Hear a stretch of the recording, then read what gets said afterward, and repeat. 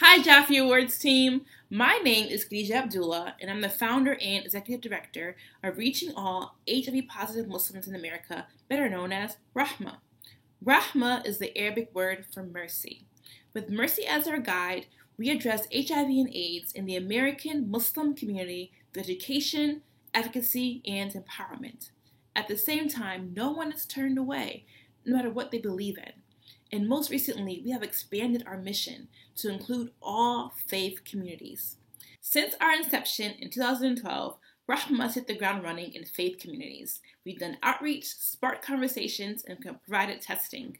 We also have a youth program where we train youth ages 16 to 24 to become peer educators. They lead events for their peers, they provide testing, they do street outreach, and the goal is to lower incidence rates amongst the population as youth account for 1 in 5 new infections. That is a very staggering and troubling fact.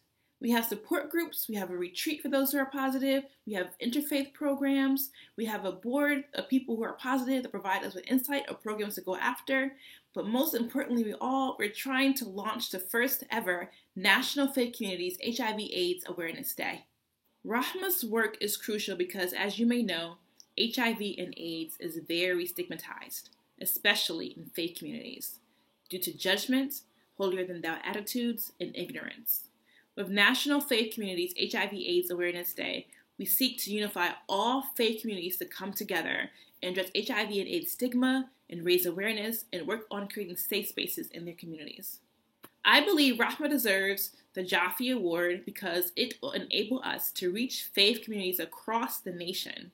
Did you know there are over 320 million people in the U.S.? If all these people came together, we could wrap around the earth 7 times. Isn't that incredible? And out of all these people, 77% are adults. And the majority of adults identify with the faith community. Imagine the potential we can have in reaching these faith communities across the nation. Imagine the ways we can make, the change we can make in the way HIV and AIDS is viewed. Imagine someone who is positive can come to their community and feel safe and feel welcome and not judged. Just imagine this potential. I started Rahma because this is something that I hold very close and dear to my heart. When I was in college, I learned that one of my friends was positive. It shattered me to the core. I realized that I was ignorant of HIV and AIDS, and I knew that I had changed my mindset. So I went back to my college campus and started the first AIDS Awareness Week. The whole community got involved, nonprofits came out, we had free testing, we had a visual, we had an artistic showcase, we had passed out condoms, we had educational information. It was a very impacting and powerful week, and that's when I realized that this is my life calling. Also, at that time, I worked as a student nurse at a hospital, and here is where I met a Muslim living with AIDS. I was blown away.